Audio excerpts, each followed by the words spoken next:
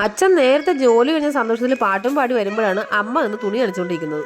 ഇവിടെ ഓരോ ടേൺ അനുസരിച്ചാണ് തുണി അലക്കല്. രാവിലെ ആരെങ്കിലും മടി പിടിച്ച് വീട്ടിൽ കുത്തിയിരിക്കുകയാണെങ്കിൽ ദേ ഇങ്ങോട്ട് നോക്കൂ.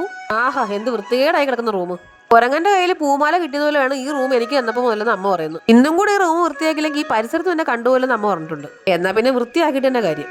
ഇടയ്ക്ക് ക്ഷീണം തോന്നിയാൽ പരിപാടിയിൽ മാറ്റം വരുത്താൻ കമ്മിറ്റി അംഗമായി എനിക്ക് അധികാരമുണ്ട്. ആദ്യം ഇരിക്കുന്ന സാധനങ്ങളെല്ലാവരും ദൂരെ കളയാം. എന്റെ ശിവനെ, ഞാനിത് എവിടെ തൊട്ട് തുടങ്ങും?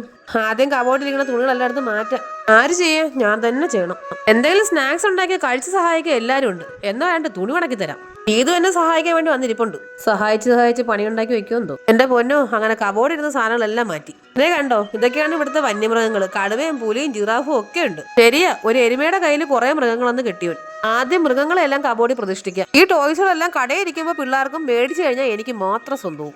പിള്ളേരെ കൈ കൊടുത്തെങ്കിൽ ഇതിന്റെ നൂല് പോലും ബാക്കി കിട്ടില്ലായിരുന്നു. മൃഗങ്ങളെ എല്ലാം കബോർഡിനകത്ത് കയറ്റി നിരത്തി വെച്ച്. ആഹാ, കബോർഡിനകത്ത് മ്യൂസിയം പണിത് വെച്ചതുപോലെ ഉണ്ടെന്ന് അച്ഛൻ. ഇത്രയും ഉയരത്തിൽ വെച്ചാൽ പിള്ളേർക്ക് എടുക്കാൻ പറ്റില്ല. എങ്ങനെയുണ്ട് എന്റെ ബുദ്ധി? അമ്മോ, അടുത്ത പരിപാടി തുണി മടക്കലാണ്. അതൊരു ഒന്നൊന്നര പരിപാടിയാണ്. ഈ കണ്ട തുണികളെല്ലാം മടക്കി വരുമ്പോൾ നേരം വിളിക്കുന്നു.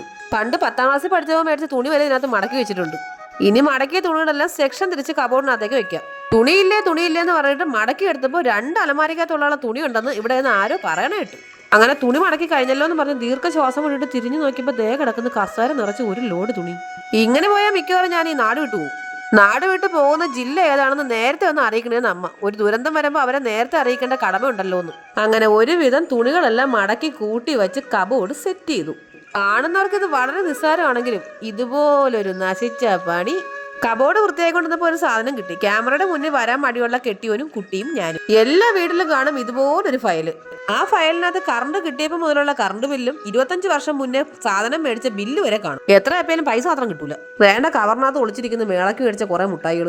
പണ്ടത്തെ നൊസ്റ്റാൾജി അടിച്ച് മേടിച്ച മുട്ടായികളാണ്. പക്ഷെ ഒരെണ്ണത്തിന് പോലും ആ ടേസ്റ്റോ മണോ ഗുണോ ഒന്നുമില്ല. ഇത് കാണുമ്പോൾ കോഴിയുടെ കാല് പോലെ തോന്നുമെങ്കിലും ഇതാണ് ഇവിടുത്തെ വലയടിക്കുന്ന മെഷീൻ. ഇത് ഒരു സൂപ്പർ മാർക്കറ്റിലും വാങ്ങിക്കാൻ കിട്ടില്ല. വേണമെങ്കിൽ അടുത്ത തെങ്ങിൻ പറമ്പിലേക്ക് കിട്ടോ. ഇത് അമ്മ വലയടിക്കാൻ വേണ്ടി ഉണ്ടാക്കിയാണെങ്കിലും വല ഒഴിച്ച് ബാക്കി വീടിന്റെ പകുതി സാധനങ്ങൾ ഇളകി പോകുന്നുണ്ട്. ദൈവമേ, ഓടങ്ങാനുള്ള തഴ വീഴുന്നു. വലയടിച്ചു കഴിഞ്ഞാൽ പിന്നെ അടുത്ത പരിപാടി തൂക്കലാണ്. അയ്യേ, ഇതിട്ടല്ലേ ഇന്നലെ അമ്മ ചിലന്തി അടിച്ചത്.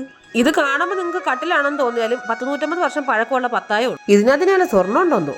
പ്രതീക്ഷിച്ചത് സ്വർണ്ണമാണെങ്കിലും കിട്ടിയത് തേങ്ങയായിരുന്നു. ഇത് ഇവിടെ കിടന്ന് മിക്കവാറും മരമായിട്ട് കായ്ക്കും. റൂമിനകത്ത് തെങ്ങ് കൃഷി ചെയ്തതിന് അമ്മയ്ക്ക് കർഷക ശ്രീയും കിട്ടും. റൂമിനകം കംപ്ലീറ്റ് തൂത്തുവാരിയതിനു ശേഷം അടുത്ത പരിപാടി കഴുകലാണ്. ചെറിയ റൂമായിട്ട് രക്ഷപ്പെട്ടില്ലേ, കഴുകി അടപ്പിളയാണ്. കഴുകാൻ തുടങ്ങുന്നതിന് മുന്നേ തന്നെ ശീതൂട്ടിയെ കൊണ്ട് അമ്മയുടെ കൈ കൊടുത്തു. ഇല്ലെങ്കിൽ അവൾ സ്വിമ്മിംഗ് പൂളാക്കി മാറ്റും. വെള്ളം തൂത്ത് അങ്ങോട്ട് ഇറക്കിയപ്പോൾ ദേ കടൽ പോലെ ഇങ്ങോട്ട് തിരിച്ചു വരുന്നു. അങ്ങനെ ഒരുവിധം ഞാൻ എൻ്റെ റൂം വൃത്തിയാക്കി എടുത്തിട്ടുണ്ട്. റൂമൊന്ന് അലങ്കരിച്ച് അവിടെ ഇവിടെ സ്റ്റാർ ഇട്ടപ്പോൾ അമ്മ ചോദിക്കും ഇതെന്താ പള്ളിപ്പെരുന്നാൾ നടത്താൻ പോവാണോന്ന്. അതിനിടയ്ക്ക് മോൻ പറയും അമ്മ ഇങ്ങനെയാണ് പറക്കുന്നുള്ള സിനിമയിലെ ബസ്സെന്ന്. എനിക്കിത് അലങ്കാരവും കാണുന്നവർക്ക് ഇത് അലങ്കോലവും. ആ മഞ്ഞ ഉടുപ്പിട്ട പാവ എൻ്റെ കയ്യിൽ കിട്ടിയിട്ട് 13 വർഷമായി. അപ്പൊ എന്നെ പോലെ തന്നെ പെട്ട് കിടക്കുകയാണല്ലേ ആ പാവയൊന്ന് കെട്ടിയോൻ. അങ്ങനെ 3-4 മണിക്കൂർ എടുത്ത് ഒരു റൂം വൃത്തിയാക്കി എടുത്തു. ഇനി ഇച്ചിരി വെള്ളം കുടിക്കാം. ഇനി ഈ ഇരുന്നിടത്തൊന്നും ഒരടി നടക്കാനുള്ള ആരോഗ്യം പോലും എനിക്കില്ല. അപ്പൊ നമ്മുടെ ചാനൽ എല്ലാവരും സബ്സ്ക്രൈബ് ചെയ്യണേ. ടാറ്റാ.